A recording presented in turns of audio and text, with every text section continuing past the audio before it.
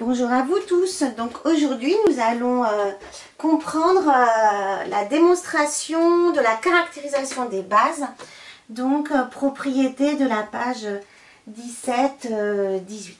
D'accord? Donc je vous la rappelle, cette propriété vous dit que vous avez une famille de n vecteurs par exemple, qui sera une base de E. E c'est un KEV. Si et seulement si, pour tout x appartenant à E, il existe un unique n-uplet, lambda 1, lambda n, tel que ce vecteur x s'écrit comme une combinaison linéaire de ces vecteurs-là. Donc, somme des lambda i et i. D'accord?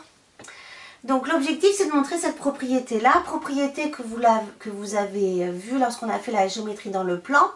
Dans la géométrie dans le plan, vous reprenez votre cours et on vous dit que IJ c'est une base de E si et seulement si tout vecteur U s'écrit comme une unique combinaison linéaire des vecteurs IJ. D'accord? Donc là, on le fait dans le cas plus général. Alors, comment on va faire pour montrer ça? Vous avez une équivalence à montrer. Donc nous, on va procéder par double implication. D'accord? Donc la première étape, on va supposer que c'est une base et on va expliquer pourquoi tout vecteur x de E s'écrit ainsi. D'accord? Alors rappelons-nous, B c'est une base. Par définition, c'est quoi?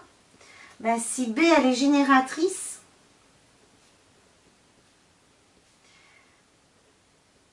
de E et B elle est libre. D'accord? Donc, le côté générateur et la liberté vont nous permettre de montrer cette propriété-là. Donc, pour le montrer, ben, on fixe un vecteur x de E. Alors, pourquoi il va exister des scalaires tels que x est égal à la somme des lambda i et i? Pourquoi? Ben, c'est juste grâce au fait que la famille B, c'est une famille génératrice. Donc, par définition,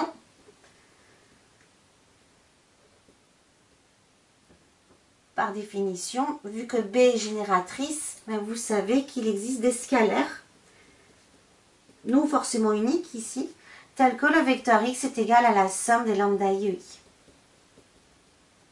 D'accord? Donc on a montré l'existence ici. Donc l'existence, c'est grâce au fait que B, c'est une famille génératrice. Donc maintenant, il faut qu'on montre que ces scalaires sont uniques. Alors comme d'habitude, ben, pour montrer l'unicité, ben, on suppose qu'il en existe deux, d'accord? Donc deux n-uplets.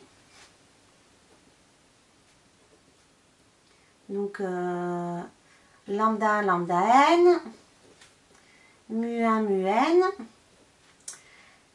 tel que le vecteur x soit égal à la somme des lambda i et i, qui est égal à la somme des mu-i e i. Ok? Donc l'objectif c'est de montrer que lambda i est égal à mu i pour tout i. Alors on va utiliser certainement le fait que la famille est libre. La liberté c'est quoi? C'est si on a la somme des alpha i e i est égal à 0, tous les scalaires alpha sont nuls. D'accord? Autrement dit, le vecteur nul admet une unique décomposition suivant E à En, et cette unique décomposition, c'est pour des scalaires tous nuls 2 à 2. D'accord? Donc ici, ben, qu'est-ce qu'on fait? Ben, on regroupe les sommes, on utilise la linéarité, et on obtient cette égalité-là. Et c'est l'égalité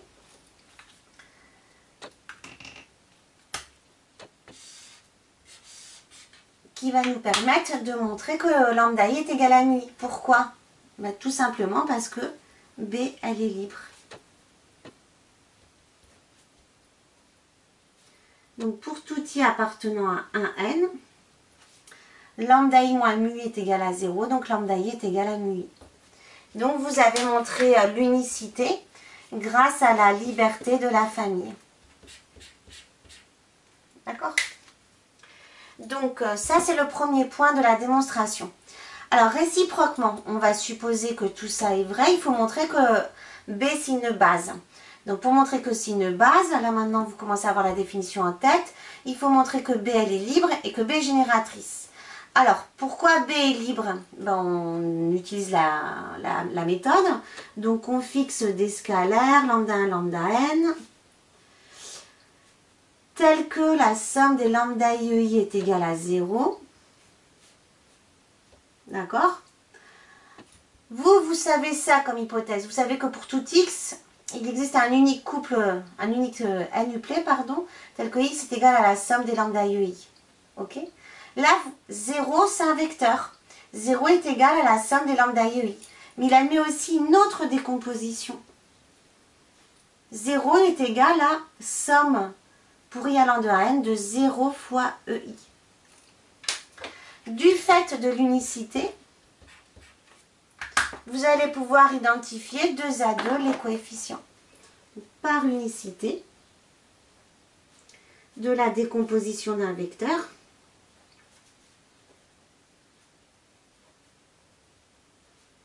on a pour tout i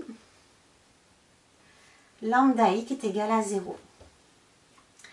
On a montré, je ne vais pas l'écrire, c'est écrit dans le polycopier, on a montré que pour tout i appartenant à, que pour tout lambda 1, lambda n appartenant à k puissance n, tel que la somme des lambda i, EI est égale à 0, alors lambda i est égal à 0. Donc par définition, la famille est libre.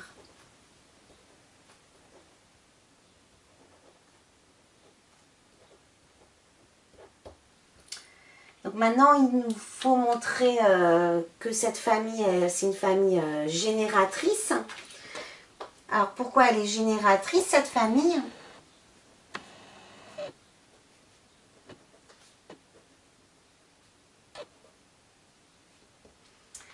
Génératrice, c'est quoi? Tout vecteur de E s'écrit comme une combinaison linéaire des vecteurs de la famille. D'accord? On prend un vecteur x quelconque, fixé. Par hypothèse, il existe un unique, mais bon là, il existe, nous suffit.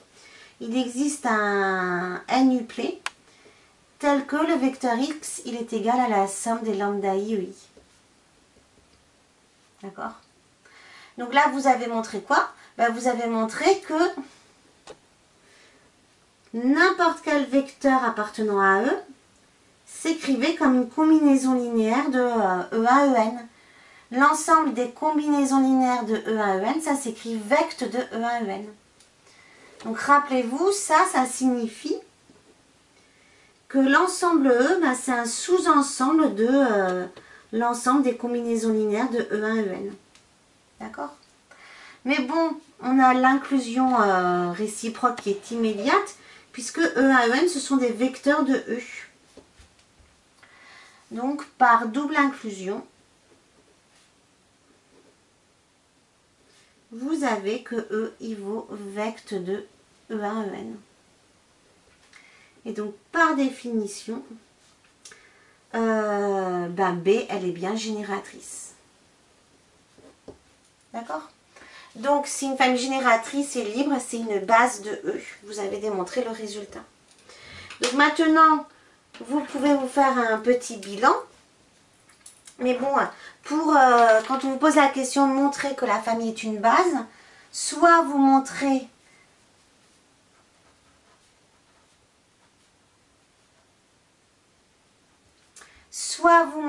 que B, elle est libre et génératrice,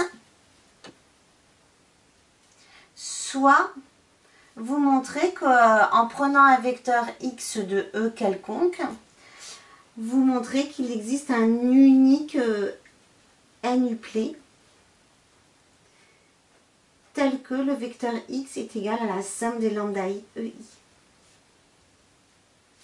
Voilà pour l'instant vos deux méthodes, et dans le prochain cours vous en allez avoir une petite troisième qui va quand même vous simplifier la vie. Voilà, à bientôt!